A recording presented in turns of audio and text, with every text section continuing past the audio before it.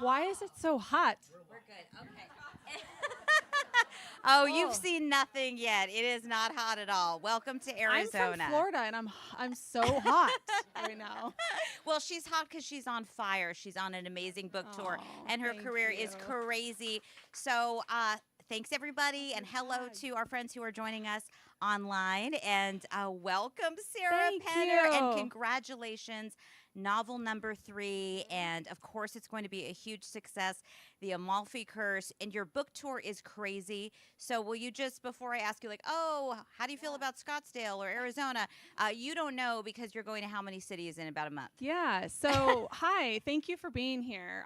This is, I think, stop 5-ish maybe on a 2-week tour. So I woke up this morning in Santa Rosa, California, and took an hour car drive south to San Francisco to get on my flight to Phoenix. And then I will wake up at 4 a.m. tomorrow and fly to Wichita, connecting through Denver.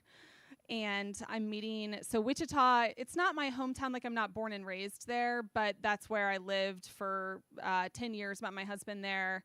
And so it's kind of like a hometown. So tomorrow is a sold out event, and my husband will be meeting me there with my week 2 suitcase that has all of my other clothes, and I'll just send him home with the dirty laundry. So yes.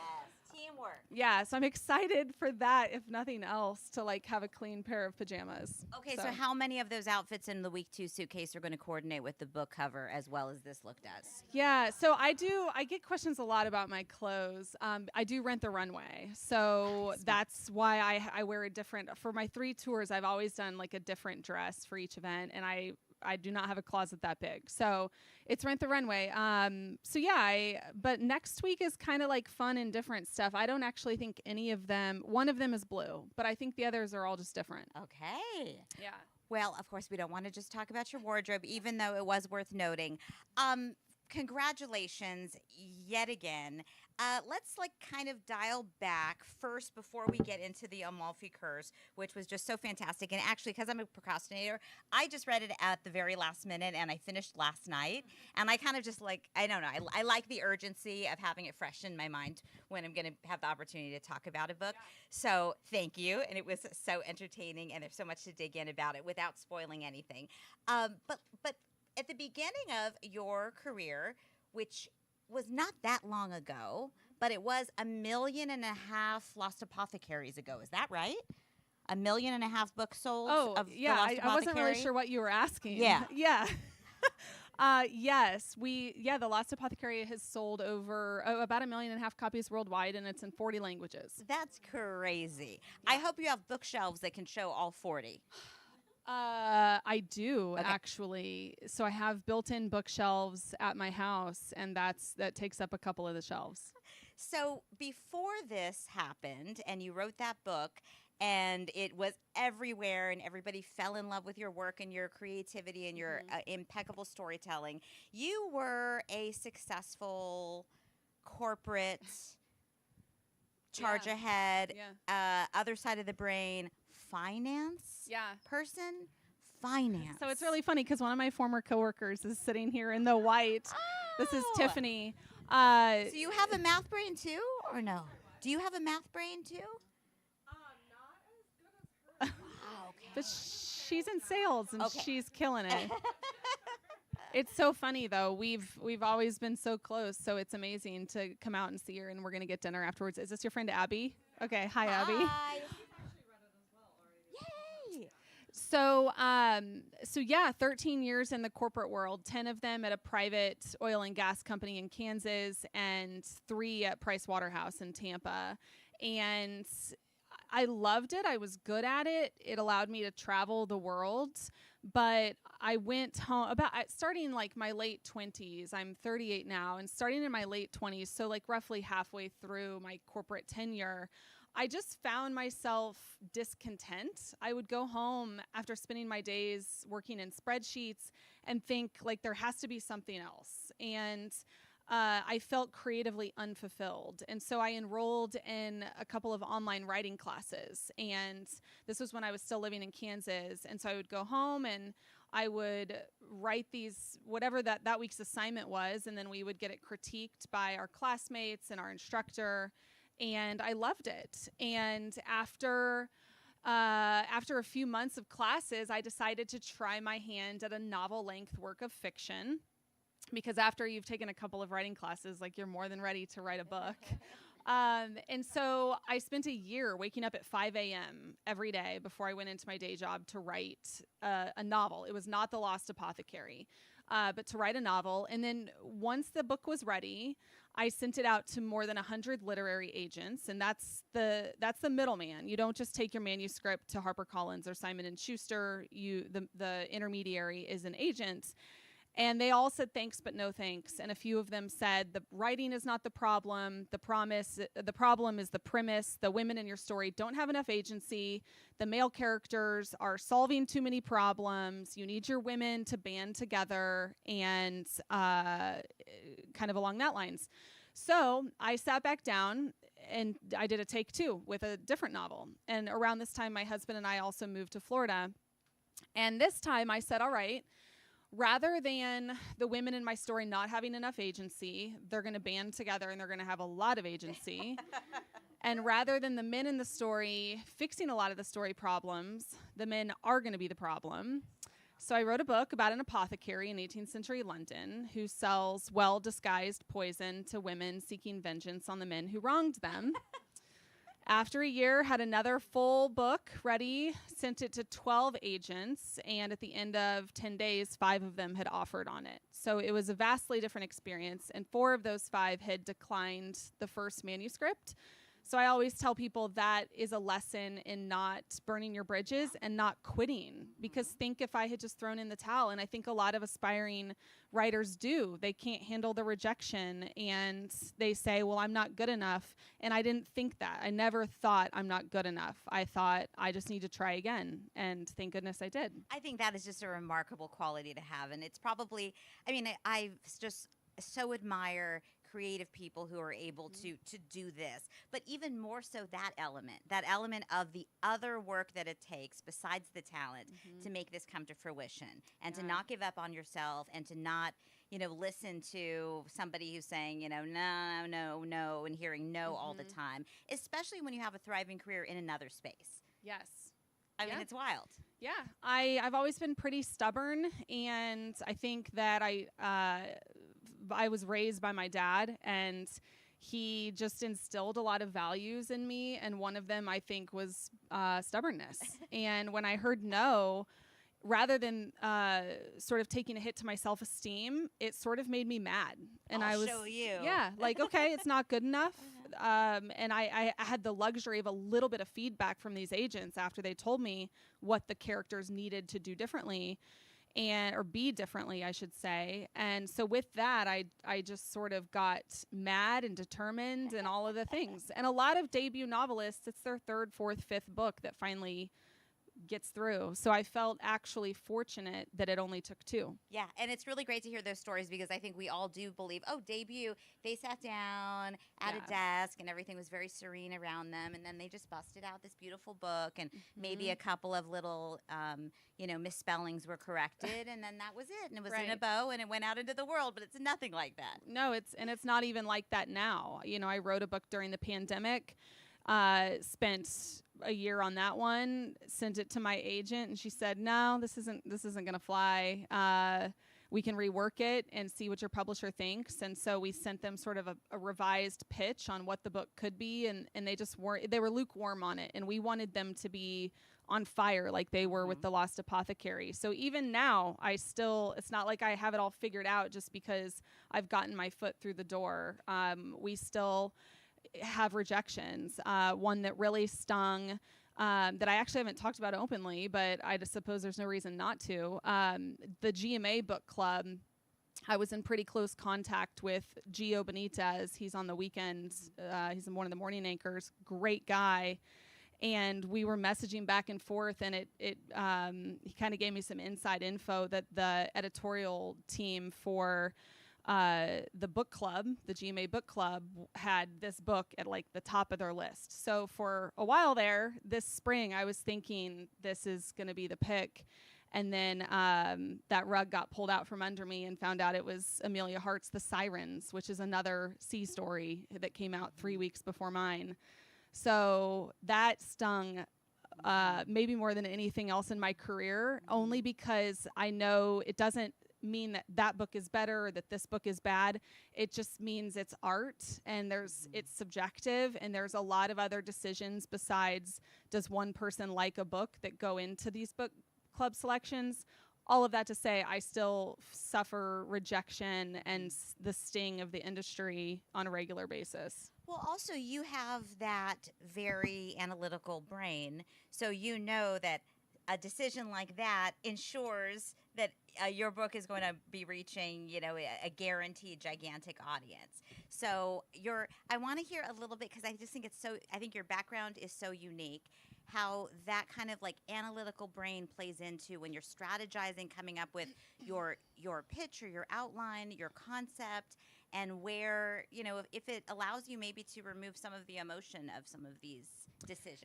Yeah, so I actually wrote an essay on this for my alma mater, the University of Kansas, on balancing a day job and a daydream, and the many ways that in hindsight, I can now see how 13 years in the corporate world have really served me so well in this industry.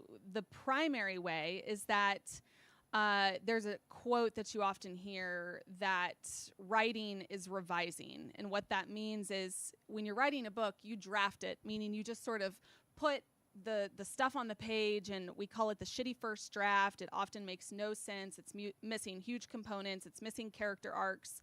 But each revision pass, which is very analytical, you're looking for gaps and patterns. It's almost like reviewing a set of data in a spreadsheet. And so I've always really enjoyed revising more than drafting. Like I'm drafting book 4 now, and every time you sit down, it's just so taxing because I'm trying to create a scene and create fresh dialogue. I have literally a blinking cursor on a blank page that I have to do something with. But I love the revising because that taps into the left side of our brains, which is very analytical. And then also a lot of the soft skills that I acquired in the corporate world have served me well. So just getting up in front of a crowd like this and speaking, love it. Would do this all the time and not write anymore if I could. But I have to have something to talk about. And so I love this side of it. A lot of authors, most authors, hate doing this. Most people in general hate doing this. And then the social media, the content development. I'm on Canva all the time doing cool graphic design stuff. So that all kind of, I think originated with the corporate workforce, just being tech savvy. I grew up with social media. So those things I think have helped. And then just being able to converse with my agent and publisher in a way that I understand a book is a product. And so if they go a certain direction with the cover that maybe I didn't love from the get-go, it's not because it's because they know they have the sales data that says what do people like, what is going to prompt a reader to pick a book up off a shelf. And so I can appreciate and have those conversations with them because I have a little bit of that background. Under trends and forecasts and something that might be really hot one season, but maybe not in the next. Right. It is really, I think that it's so fantastic because you're thinking of, you are sort of the whole package that an editor and publisher must just love because they're dealing with somebody who's kind of, okay, I got it on a lot of different levels. I mean, yeah, but sometimes, I don't always have... You burst into tears and slammed the phone down? How dare you? I haven't slammed the phone down, but I did. I know, I did it's a cell phone. click end on a Zoom call with my agent because I was starting to sob, Oh. But that was because that was the pandemic book when she told me it wasn't going to work. And I went, I hung up the phone after a 2-hour call, and I went and I laid face down on my bed and cried so hard that my mascara stained the cover and we had to get a new bedspread. So it's not all fun and games. It's not all fun and games. Yeah. So as you circle here to get to your idea of the Amalfi Curse, obviously you say you love to travel. You've traveled a lot. You live in Florida now, so I imagine you have a natural affinity for the water. Where was the seed of this story? And is there anybody here who has been to Amalfi Coast and Positano? It's, what would you say on a 1 to 10 beauty scale? 11. Correct. Yes, absolutely. I mean, I think it's been 18 years because it was our honeymoon, and I can remember how it smells. Yeah. Like it's just the sea and the lemons, and it's magical. So if I were writing, I would say, I want to go here, and I want to write that off on my taxes. I'm going to make a book about it. Yeah. Were you there, and were you inspired? And how you're so excellent at creating the ambiance and the environment, the atmosphere in your books. So which comes first, Yeah. the immersion in the place or the idea to go there and to soak it all in? Yeah. So with my first 2 books being set in London, I knew if I write a 3rd book that is set in London, I will be kind of pigeonholing myself. And people are going to think every Sarah Penner book that I buy will be set in London. And I wanted to show that I can write books elsewhere because I envision a writing career in which I write mini books, and I have all different locations in mind. So my husband and I, we coincidentally had a trip in 2022 booked for Italy, 2 weeks, and the Amalfi Coast. We were going to spend about 6 days there, and I had told him I was already under contract for book 3, but I didn't know where it was going to be, much less what it was going to be about. And I told my husband, Mark, if I don't walk away from this Italy trip with an idea, like, I'm screwed. I don't know what we're going to do. Thankfully, within 24 hours of being in Positano, I had spotted on this hilltop on the west side of the village, you might have it in your photos for those of you who've been, this abandoned villa. And I love abandoned buildings. And I remember looking at Mark and saying, that villa is going to somehow be in my next book. And as we were there, I started researching a little bit about this area, and I discovered that these 3 islets right off the coast of Positano are where several of the legendary sirens are said to have originated. So I was like, ooh, that's a seed that I can weave into something. I learned that Italians have this very strong legacy in what's known as stregheria. That's the Italian word for witchcraft and the evil eye and all of that. I left the evil eye for the most part out of the book, and I instead adapted this witchcraft to my own purposes, and I made these 12 women who live in 1821, this coven of witches. Their only thing that they can do, their only powers over the water. And so at the beginning of the book are 7 incantations that I wrote. They're entirely fictional, and it essentially is what these women can do, how they can manipulate the ocean. So then I knew I needed a present day narrative and secrets in the past that my present day character would uncover. So what did I go to when I've got the ocean? I went to shipwrecks, and that worked out really nicely because my husband and I have been scuba divers for more than 10 years, and we've gone wreck diving. And I thought, wow, I can like have my character wreck diving and finding these secrets left behind by these witches and build the story from there. So after that Positano trip, the story started to take shape. We went back in 2023 for a few specific research items. We went to an archive in Naples that inspired the archive in the book.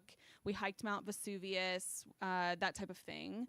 But Positano is a feast for the senses, and both trips, I had my notes app open on my phone, and I would take notes about everything that I was seeing, smelling, hearing. The walls of Bougainvillea, like hot pink flowers everywhere. We would be walking down a street and it smells like olive oil, and the limoncello every night. I love your shirt, by the way, the lemon, that's so Amalfi. Cats hiding in these little nooks. They're just like community cats that anybody can pet or feed or whatever. It's just a feast for the senses. And so one of my aims with this book was to, for those of you who've been, to remind you of the time that you've spent in the Amalfi area, and for those of you who haven't been, to feel like you're being dropped into the heart of it. Yeah. So for me, the only thing that was missing was that there was a one-eyed dog that we looked at during an entire dinner that just kept like walking around and eating around this restaurant, and it was like very very. I'll never forget his face. So let's begin. Let's. You're very good at giving the pitch for a book, obviously, because you're going to be able to tell these publishers what it is that I'm going to write for you and how are we going to market it in the simplest way. So what was your pitch for this? yeah, so my pitch for this was dual timeline, and a present-day nautical archaeologist is in Positano, and she's investigating a cluster of mysterious shipwrecks, and she begins to suspect that they're tied to a coven of witches who lived in the area 200 years earlier. That's the elevator pitch. That's essentially the pitch that I gave my team. They loved it. And this book did, however, give me some grief when I was in the outlining and drafting phase. And I distinctly remember calling my agent and trying to get her permission to bail on it and get a deadline extension and write something totally different. And she wouldn't let me. So she said, I think you need to just sit with the difficult tasks and not throw in the towel. And I'm so glad that she encouraged me to do that. And in fact, I tried yesterday to also get her to do something, and she's not giving. So I'm drafting book 4 right now, which is a sequel to The Lost Apothecary. And I have already asked. That is met with enthusiasm. It's palpable in the room. Yeah, if you're joining us online. I can talk more about it in a little bit, but I've already gotten a 6-month extension on it, and I sent an email yesterday because she was like, "How is tour going? You look like you've got great stamina, but how's it all going?" And I was like, "Everything is great, but the only thing weighing on me is I'm still drafting book 4. I still don't know how I'm gonna get it in on time and hit send." And I was like sitting there thinking as I boarded my flight, I really hope she writes back and she says, "All good, I'll get you another 12 weeks. We'll figure it out."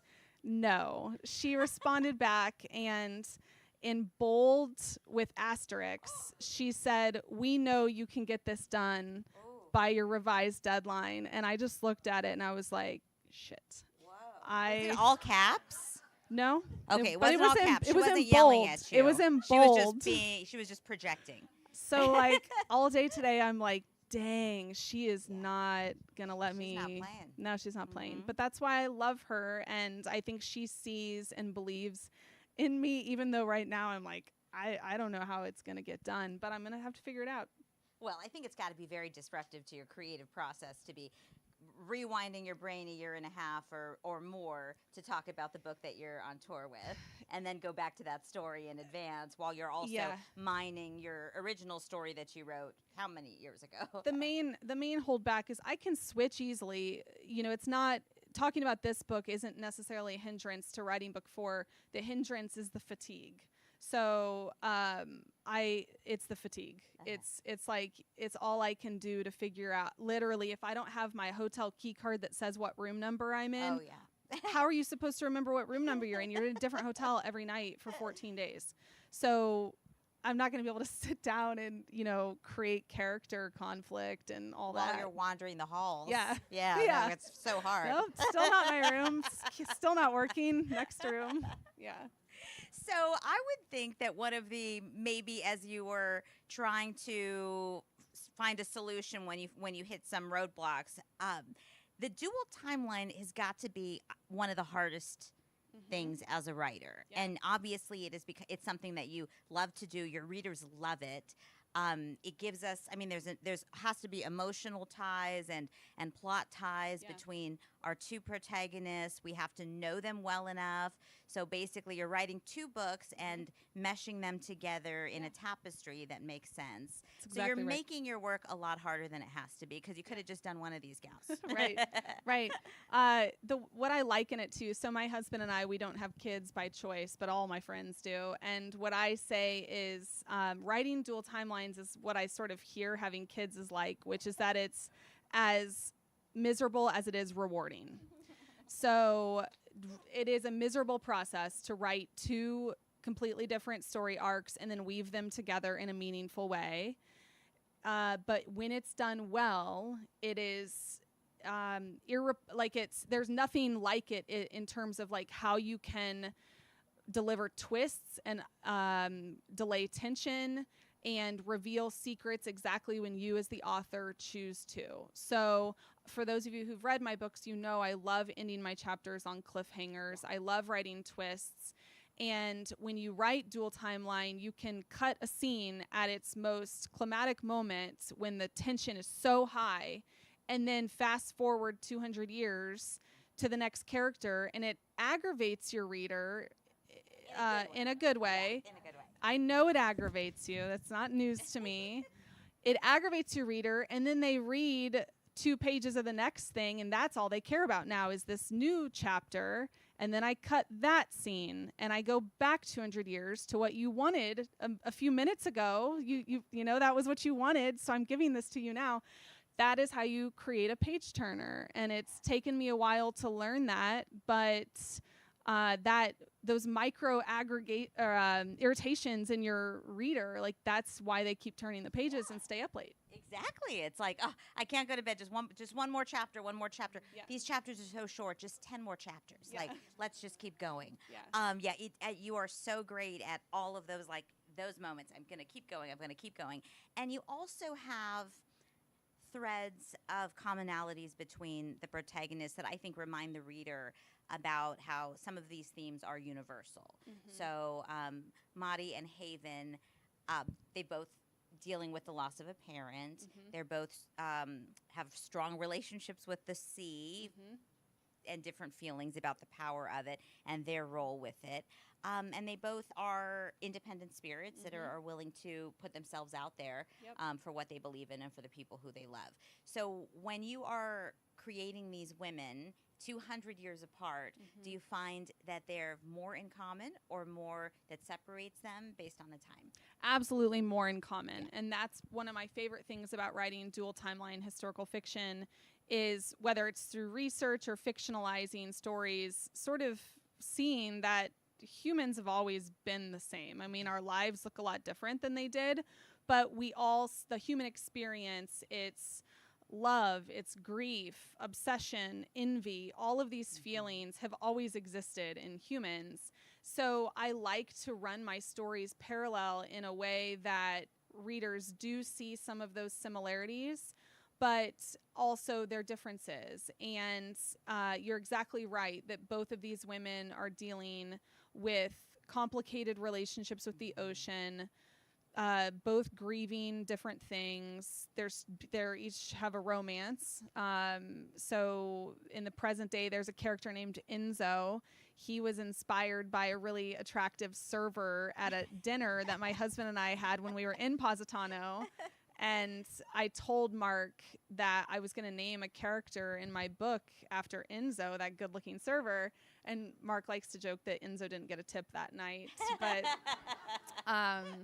so that's Enzo. And then in the historical narrative, there's an American sailor named Holmes. And I've had a few readers say they found themselves crushing on Holmes as the story unfolded. So the romances were fun. And I really like that compare and contrast element of dual timeline stories. Mm-hmm. So how do you go about laying it out? Are you writing it back and forth, or are you writing one story and then one story? So because my present day characters are always uncovering some secret or hidden truth about the historical character, I have to write the historical narrative first, because then I know what happens so I can uncover it at the end. So when I draft, and also it helps to stay in one voice at a time. So Mari's voice 200 years ago sounds somewhat different than Haven's voice in present day. So I draft it one at a time, the historical first, and then I weave them together, like you said, like into a tapestry. And when you revise it and you need to read or consume the story as the reader would, and starting with chapter 1, then I have to revise it just as the story flows. And then that's where I can check for pacing, or if I've spoiled a surprise accidentally too soon. There's a lot of copy and pasting that goes on during the revision phase to make sure that the pacing and the tension and the twists are coming at the right time. Would you maybe introduce the two women to our audience for those who have not yet gotten into it? Yeah, so Mari is, she's the leader by birthright of this coven of witches in 1821. She has the most power over the sea of her coven. And these aren't witches like who sit over a cauldron. They're not wicked. They're just women who were born with power over the sea. But the paradox is that Mari loathes the sea because it's taken from her the two people she loves the most. So she's planning to escape with her secret lover. And but the events of the plot unfold that she has some other choices she has to make. And then in the present day, my character is Haven. She's a nautical archaeologist. And she is on sort of this trailblazing effort with an all-women group of nautical archaeologists and scuba divers investigating these shipwrecks. And she's also got a secret, which is that and you learn this early on, so I'm not spoiling anything. She's looking for these gemstones that her father, who had recently passed away, says that he saw on his last dive in the area. But she hasn't told her team that because she doesn't want them to question her motives for this project site that they've chosen. So that's kind of going on as well. And one of my favorite themes in the story is about treasure and what treasure is and what treasure isn't. And my own dad, he passed away just over 10 years ago, and he raised me very humble, and money was just never important in our household growing up. And when you're talking about shipwrecks and finding lost treasure, that's a great opportunity to explore which characters care about gems and jewels and cash and yachts and big houses and which characters don't. And so I was able to sort of infuse the story with some of my own beliefs about what treasure is. And that was probably one of the more meaningful parts of the story for me. Yeah, and it really resonated. And she is thinking of and inspired by in her work and in her passion for scuba diving and for exploration by her father and his legacy, but also his identity as an unlucky explorer, because he's the one who never finds like the big, and this is all early on in the book too, he's the one who doesn't like get the big loot or whatever. It's just like always just kind of, it's nothing. And so it's sort of a characterization that he missed out on something, but the way that she talks about him and the relationship and every reflection is just so full of love and joy that you know that he missed out on nothing. That's right. Yeah. And that, speaking about him with love and joy, like that's totally was my relationship with my dad too. So that was a nice way to sort of put that in this story. And it was fun writing about the shipwreck scenes because I mentioned that I'm a scuba diver, and my husband and I have gone diving a lot in the Florida Keys. And so there's actually People magazine ran an online article this week, and there's a really cool photo of me and my husband diving. And so we're in front of a wreck, and there's a stingray, like the size of this whole area, just in front of us, and you can see me like clutching my husband's hand because I had just spotted this stingray. But that was so fun. There's several dive scenes in the book, and they were my favorite scenes to write because very immersive, no pun intended, kind of describing what it's like to descend and feeling the cold water in your wetsuit and the pressure in your ears that you need to equalize. So I hope that you all have fun reading those scenes. Well, and it must be wonderful as a writer to have one chunk of activity or part of a character's personality that you don't really have to research. I mean, in this, that you're very familiar with, because the rest of your books must involve tremendous research. Yes. Yeah, that's exactly right. So I didn't have to research the scuba scenes, and I wrote them very fast. sit down and it's like an hour worth of work and I've got the whole scene written. So I did, however, take a couple of online classes in nautical archaeology so that I could accurately reflect Haven's job and sort of what she would be doing from a professional standpoint when she is diving these wrecks. How has the process when you're, going book to book after the incredible success of your debut novel, is the approach to each concept, each effort after that, kind of shaped by these gigantic expectations? Did it give you a sense of freedom or a sense of like confining pressure to enter the world with such a huge hit? There's definitely a pressure. I would say the pressure actually really feels on right now for the sequel to The Lost Apothecary because the expectations are high. I think the pressure was the most for book 2, The London Seance Society. Sophomore novels are notoriously hard anyways, but especially after a successful debut. And love that book. Had that book, thank you, stood on its own, it would have been a huge success. It was an instant New York Times bestseller. It earned out, meaning my publisher more than made what they paid me on it. And a lot of books don't earn out. So on its own, it was great. But after The Lost Apothecary, the sales were lackluster. Like my UK publisher for book 3, they gave me half the advance on book 3 because of the lackluster performance of book 2. And I'm like, book 2 sold great on its own. It's that everyone is comparing it to book 1. So that's, these are all industry secrets that hopefully my editor is not watching. But I got half the advance because of book 2. So for my UK publisher specifically. So that book was kind of a struggle from a pressure perspective. But you had to have been really happy with the book itself. Oh my gosh, yes. It's a fantastic story. That book means a lot to me. And there were things I needed to get out of my psyche that are in that book.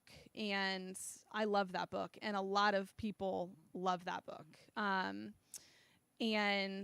that was actually how Gio Benitez first contacted me, was he had just read The London Seance Society and he reached out and he was like, this is one of my favorite books ever. So book 3, I didn't really feel the same pressure. I think I've grown a lot in this industry and I just worry less than I used to. So, yeah. Freedom. Yeah, getting there. Yeah. What do you read? Do you have time to read? And then do you try to stay away from historical fiction, or do you still allow yourself to be a fan of it and take it in? I love historical fiction. I read a little bit of everything. Some of my favorite books this year were Fiona Davis's latest release, The Stolen Queen. She writes dual timeline historical fiction as well, but this last one, she took it to Egypt on an archaeological dig, and I loved it. Some people in this room will probably be jealous when I tell them that I currently have an advanced copy of Victoria Schwab's Bury Our Bones in the Midnight Soil. I felt like, so I've been carrying it around because it's my only book I brought on tour, and I feel like I have to sort of hide it at the airports because it could get lifted. Oh, sure it could.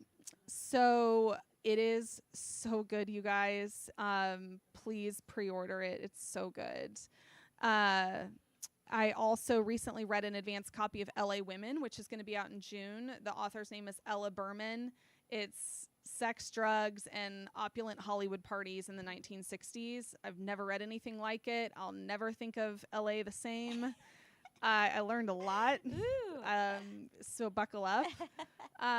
So yeah, I read a little bit of everything. I read a lot of advanced copies of stuff because I'm doing endorsements for the authors. Yes, and that also can be a job in and of itself a little bit, right? Because there's a professional courtesy, but it's also an obligation, and it's a lot of time to commit to a book when you have a limited amount of time and you have many things that you really want to read, I'm sure. Yeah, absolutely. But I mean, everyone can see, like, on the back of the book, these quotes. We all sort of, as authors, we do this for each other. So I'm not going to get blurbs if I don't give blurbs. So I make sure to, to do my part as well.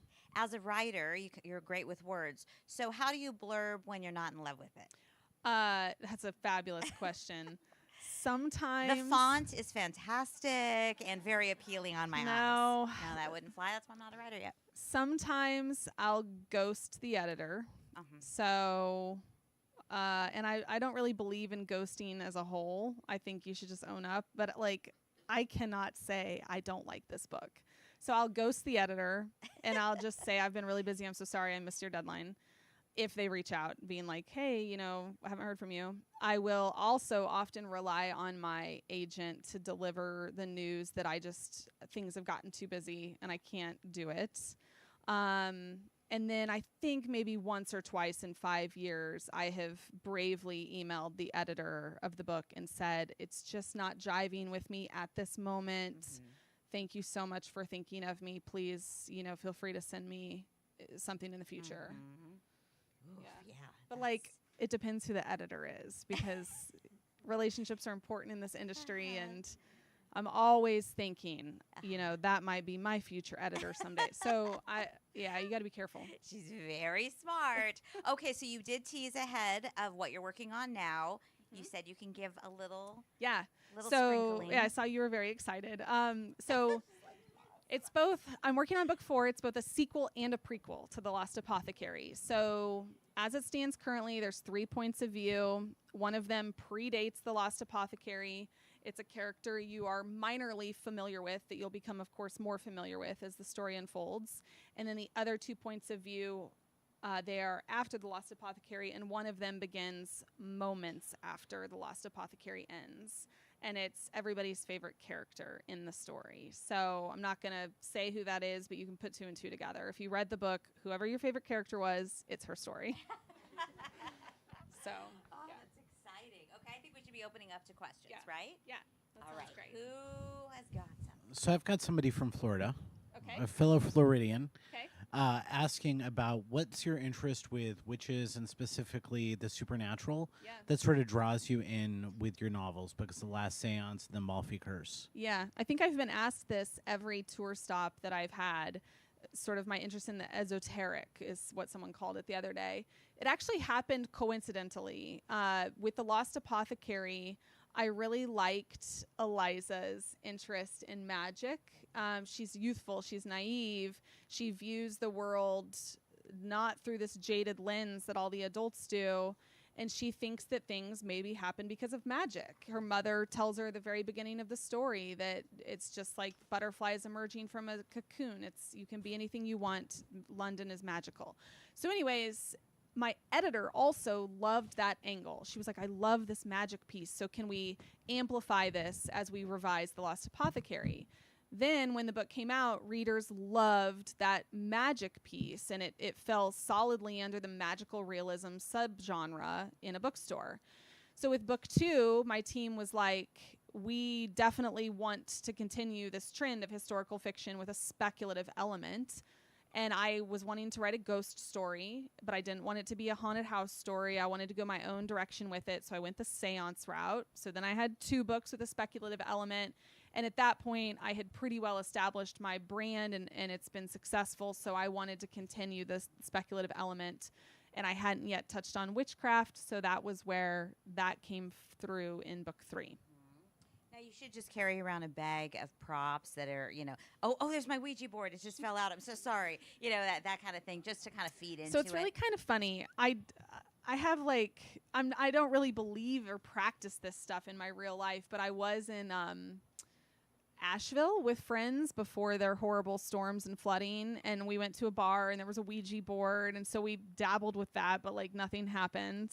My friend recently called me and she was like, do you have any sage leaves? Because she had bad energy in her house and she wanted to sage her house. And I was like, actually, I do, because a reader had gifted them to me. So I gave her some sage leaves. So I'm sort of on the periphery of this stuff. People know to call me if they need sage leaves.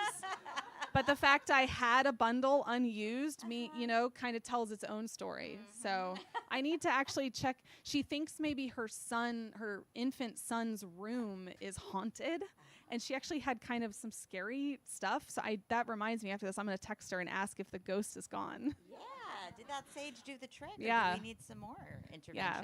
The sound machine kept making strange noises, and they got a new sound machine, and that one started making noises. So it's her third kid. It's not like she's having any issues that would be making her imagine this. So yeah, I got to check in. There's got to be some crystals also, or some protective other things to be putting in the corners of this room, right? Yeah. Questions? Come on, guys. Yeah. Oh. Pass this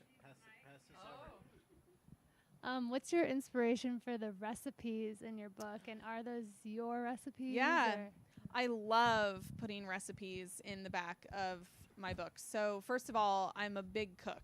I love to cook. I've been cooking since freshman year of college, when I realized that.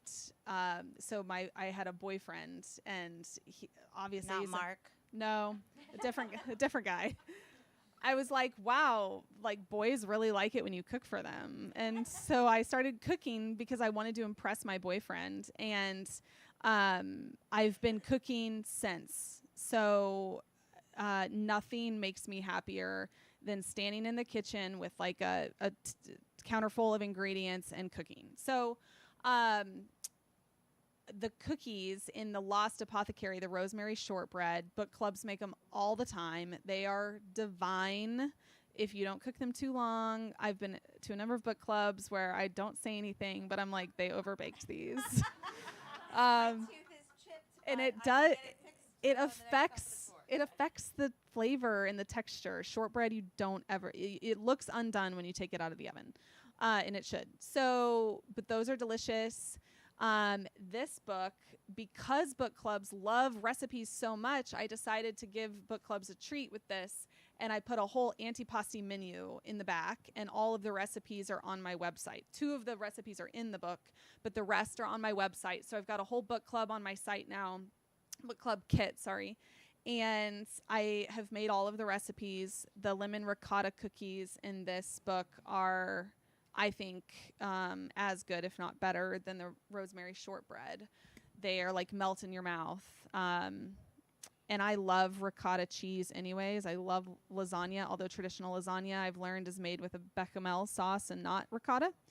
But they're good. Make the cookies.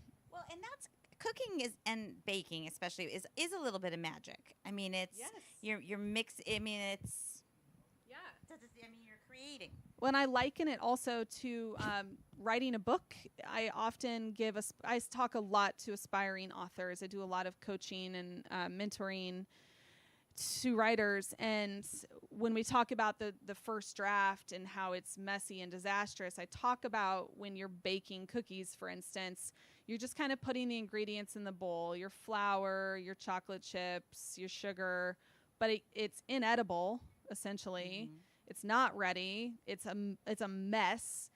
There are ingredients that maybe you haven't added yet, and you need to do a lot of manipulation to get it ready to eat. And it's exactly the same with writing a book in those first early ugly drafts. So we can't be too hard on ourselves. It's when you've just put the ingredients in the bowl, it's, we have to be gentle with ourselves. It's just not ready yet. I'm always very impressed when I look at your website, and I have looked at it a lot because it's so well-rounded in what you're offering your readers and your fans from a peek into what you love and sharing insights and recipes and whatnot, but also in a lot of business advice and writing advice. So what has that been like for you to be on that mentoring end in this second career of yours? And you are very practical in how you have taken feedback and crafted. Do you see the same in others? Is it hard when they don't have that sort of So I love the business and the coaching element side of it. Next year, I'm going to be teaching a retreat in France. There's still 2 spots open if anybody in the room is interested.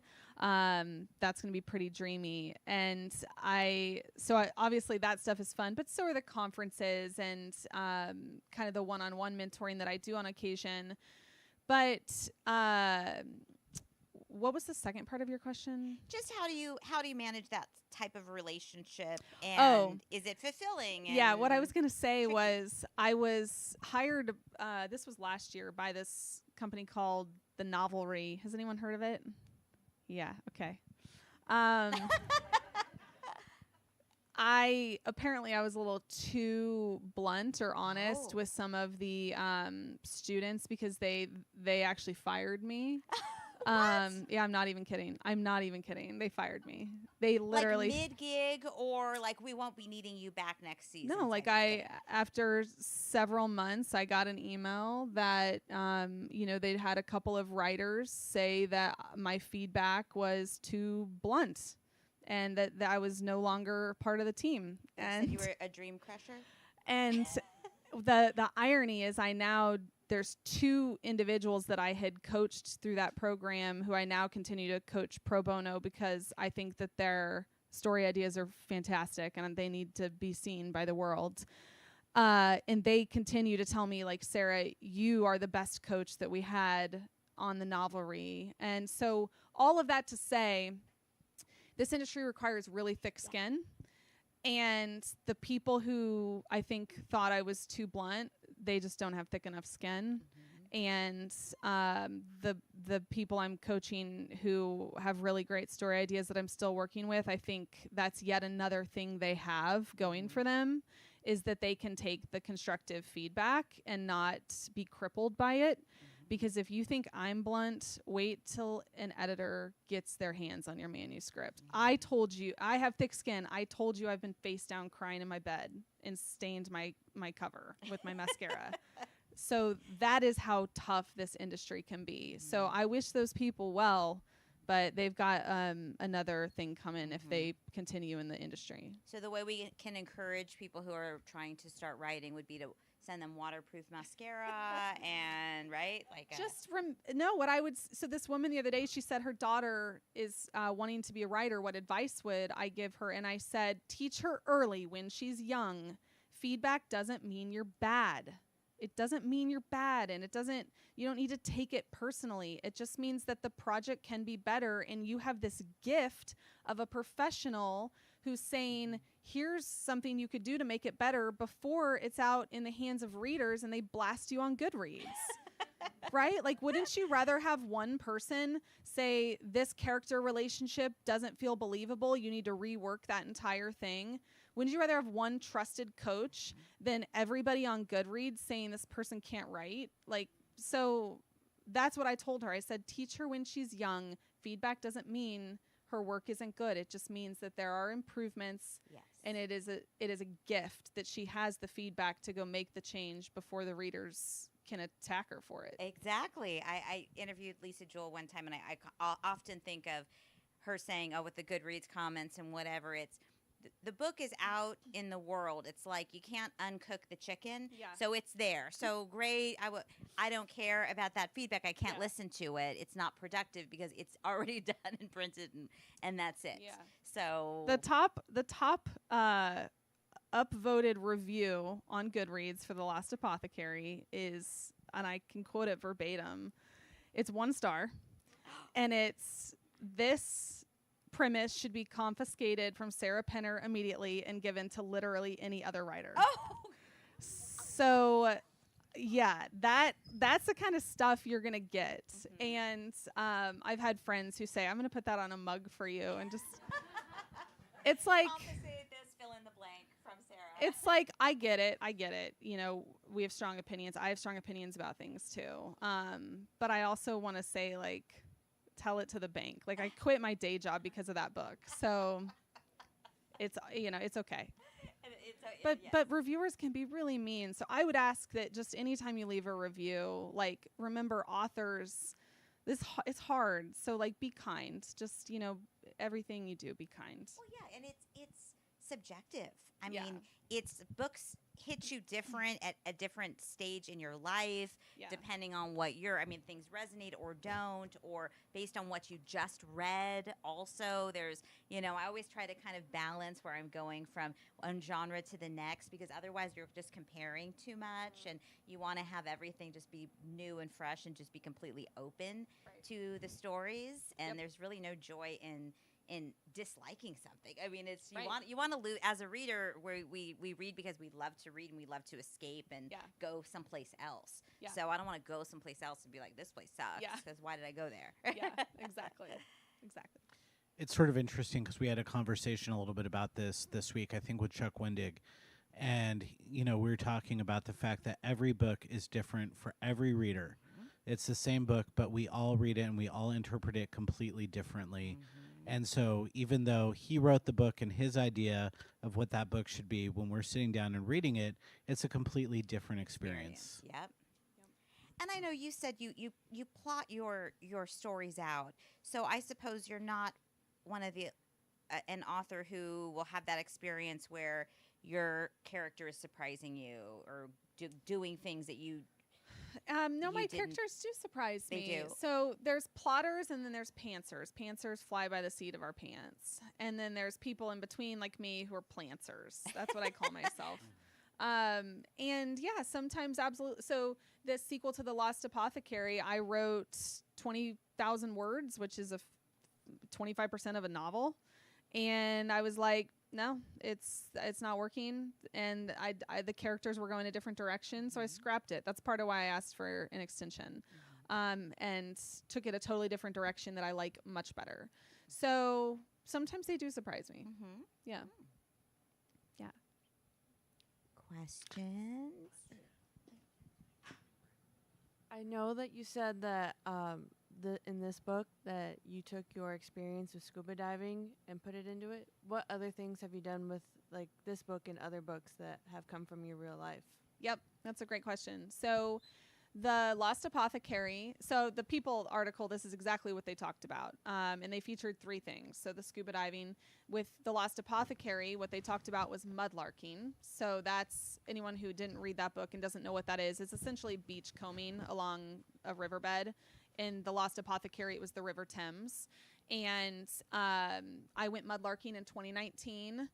It's almost impossible to get a permit now because it's so popular. Mudlarking is, and it's sort of damaged parts of the foreshore, which is the riverbed. So that was really fun. I actually, if you scroll, one of my very first posts I ever put on Instagram was everything I found while mudlarking.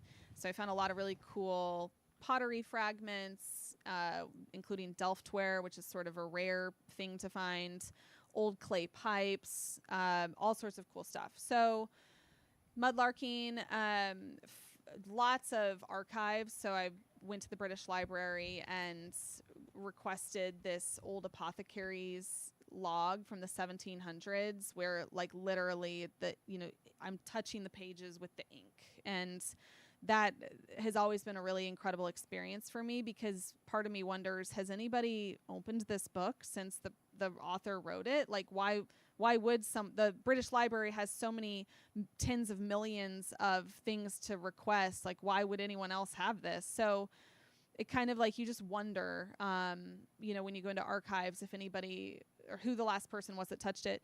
The London Seance Society, my mom and I went to a seance in an old spiritualist village in Central Florida.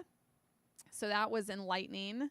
Now, is that intentionally researched, or she was like, I have a great idea for us this Saturday? Nope. Okay. I knew that I was going to write a book about seances, and I knew, of course, I had to go to a seance. She's like, it's funny, Judy has been inviting me to do this for the longest time. Yeah, no. But my mother is a really strong believer in the spirit world, and she's convinced that like several of her spirit guides visited her during the seance. That was not my experience, but I'm open-minded, and I will believe whatever she says happened. I love my mother very much. And then, yeah, we've kind of already talked about what I did for this research. So I like the hands-on stuff, and kind of getting away from just books and digitized records online. Tiffany, did you have a question? I was just going to ask if your husband, Mark, was ever curious if you were going to write a book for him, and you finally did, and why this one? Yeah, so it's kind of funny. My first book was dedicated to my parents. My second book was dedicated to my sister. And my husband was like, what's going on? And then finally, this book is dedicated, as you see, to my husband, Mark. And why this one? I think it's less why this one and more why not the first two. Right. Which, my parents, that's where I came from, and they instilled so many values in me that got me to this point. So they were always going to be who my first book was dedicated to. And then my second book, I'm really close with my sister Kelly, and I just felt like that book was hers. And then this book, which I think it's kind of cool because this is by a mile getting the best reviews of my 3 books on every platform. And so he's getting the one with the best reviews. And there's 2 really good love stories in there. And, we were in Positano together when I was inspired. So I think it's a good book to be dedicated to him. Mm-hmm. He now knows you're really serious about him. Yeah. Seems like it's going to stick. I mean, it's in print now. I was joking at my launch event Monday. What day? It's Saturday? Yeah. Sold out launch event in Tampa, 250 people. And I was kind of joking with them that I think he was getting a little worried. Is she really serious about this marriage? We've been married for more than 10 years, though. Of course, I'm serious about it. It's like a tattoo. It's that extra step. Yeah. It's And it's I even put his actual name in it. I didn't just say for my husband. Right. Because, that could in 50 years be a different husband. So I made sure For my that number one husband. I made sure I got his name. So maybe I'll take one more question and then we'll do signings. If we have one. I think we're there. Great. So Awesome. wait, before we go, we'd like to do a couple things. First of all, Sarah, can you please choose a number between 1 and 20? Between 1 and 20? 1 and 20. I will choose the number 6. All right. Excellent. All right. So today you're going to get a free book. This is The Lotus Shoes by Jane Yang. It's a historical fiction novel that came out earlier this year. You're going to get the advanced reading copy of it, so see me after that. We'd like to do a little bit of social media for Sarah. Can everybody hold up your book who has it? We'd love to take a couple good photos.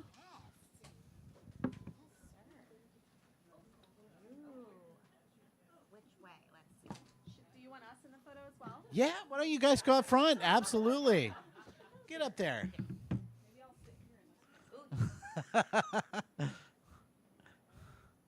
Excellent. 1, 2, 3, yay. Thank you, Jen.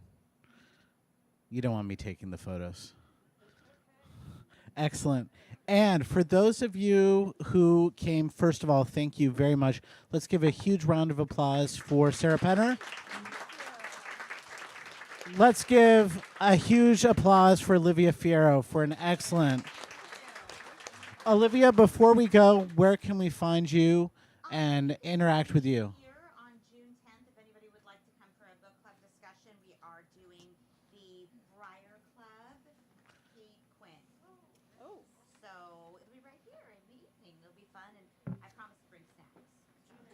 Fun. June 10th, yes. And you can join my Facebook, look for Olivia's book club, and then they'll be able to there.